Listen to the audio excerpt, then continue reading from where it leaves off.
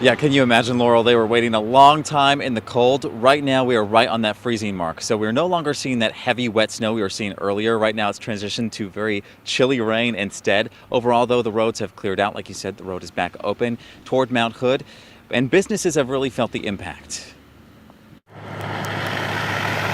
Just before midday Tuesday, trucks and cars lined a snowy Highway 26 in the village of Rhododendron.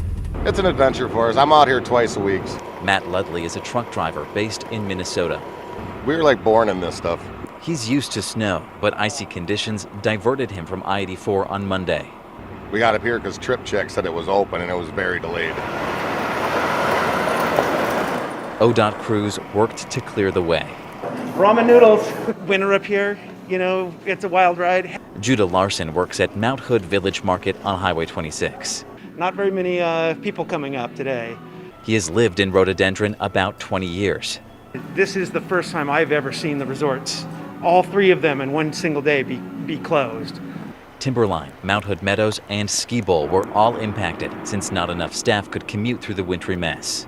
We're kind of a rest area with snacks. Go at your own risk. Yeah. But I wanted to get you out of here first. But more than 24 hours later, Oregon State Police were able to remove their blockade and guide drivers ahead. Welcome news to Matt Ludley. Yeah, paid by the mile.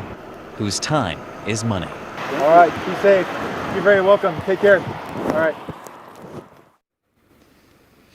Now, as we mentioned, 26 is still closed toward the Warm Spring area, so you'll want to keep that in mind. Now, Oregon State Police told us earlier they had planned to get the road open sooner, but people down the road past that closure had caused a few problems with the ODOT trucks that were plowing the way. So they say if you're out there, please take it slow and be careful. Back to you.